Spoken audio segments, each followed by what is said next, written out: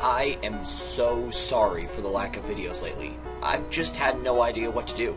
I was going to make a review on Trove, but then I decided it just wasn't worth it. Then I decided to make an in-depth analysis of fandoms as sort of a follow-up to my Undertale video. Then I tried writing down my theory on why Payday 2 is really all a TV show. The only issue was that there was always something bugging me. At first, I thought it was that I can't get this game out of my head. But then I realized it wasn't that.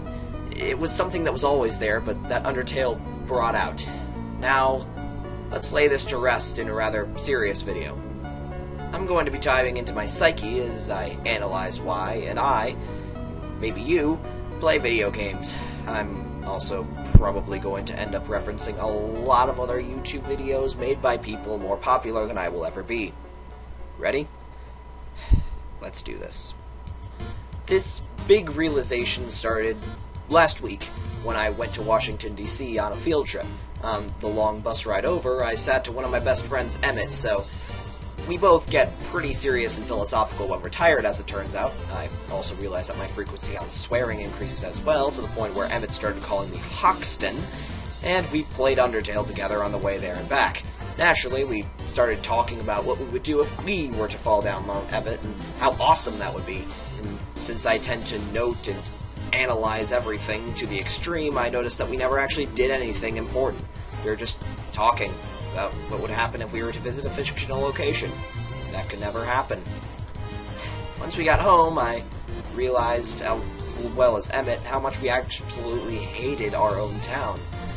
Mainly because it was too old and familiar. Kinda like God, eh? Anyway, this was when I finally realized why Emmett and I love playing video games. We're sick of routine, we feel like we lack autonomy, and I honestly can't figure out why I hadn't realized this earlier. We're both freshmen in high school, after all. Want of personal freedoms is a part of puberty, but it nonetheless sparked this whole realization, and to get it off my chest, I typed up a short personal rant, appropriately titled, You, I'm writing about my feelings.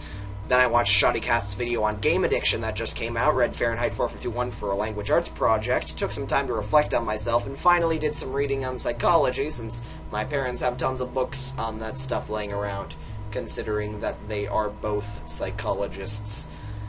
Yeah, all of this sort of created a serendipity for me to think about the nature of why I spend so much time on stuff that's not real. I've self-identified as an escapist since I learned what the term meant, as well as a spade in Bartle's taxonomy. I never realized how deep that goes, though. As a kid, I read a lot.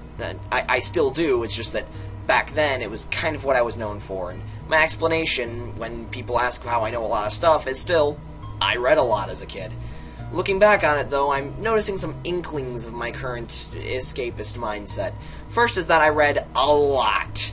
Like, it was my only pastime outside of Legos, and come to think of it, those could also be seen as escapism. More on that later, until LEGO Universe was announced. But QWERTY, you might be asking, you'd be hard-pressed to find a kid who hasn't read and built with Legos as a kid, and not everyone is a total escapist.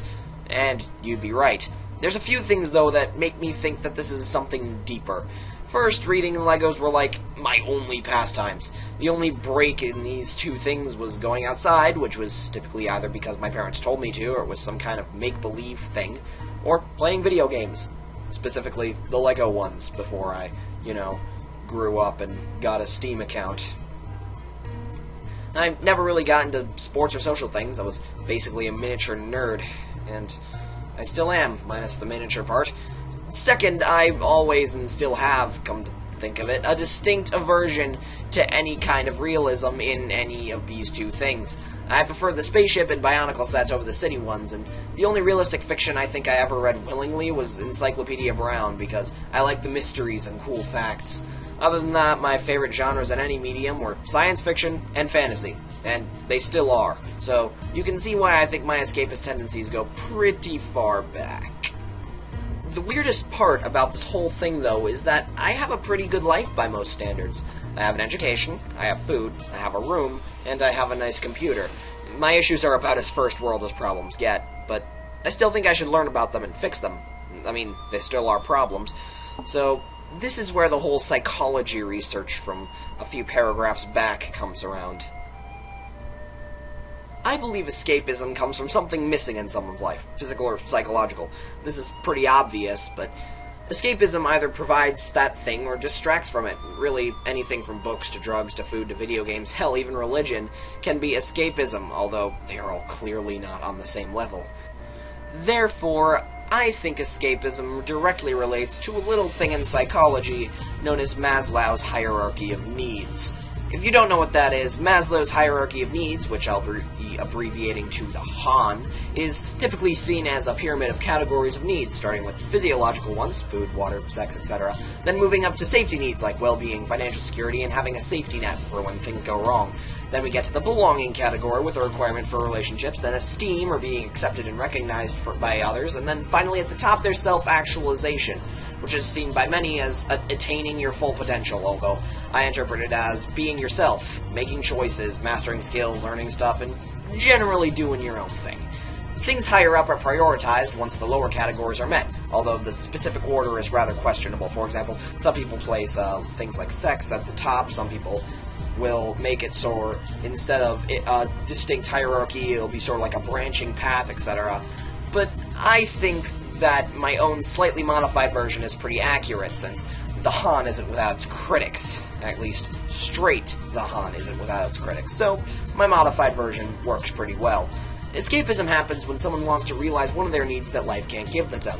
For example, mine would be a desire to explore and have purpose with autonomy, and since I live in a small town and live largely in a routine, so I play a lot of open-ended RPGs and sandboxes. When I talked about how Undertale was what surfaced my coming to terms with escapism, it was because it was the first time in a while to truly give me autonomy and purpose, as well as a world I'd genuinely give practically everything to live in. Like I said in my Undertale video, it's on paper a direct upgrade to real life in theory. So that's why I play video games, and it feels amazingly good to get that off my chest and finally lay that nagging feeling to rest. Hey, that rhymed. Normal videos are coming as soon as I get the chance to make one, although that's my reasoning about why I play games. But what's yours? Post in the comments, or even better, link to a video you made responding to this one because YouTube removed video responses, you monsters. And your explanation for why you play video games, or really do any hobby you have. But, of course, since this is video games, it's probably going to be related to video games. I'd be interested to see why we all do something for hours on end, and your explanation for why would be pretty interesting. Thanks for commenting, and watching. I mean it.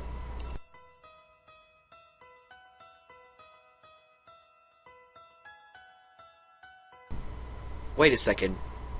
Did I just become my own therapist?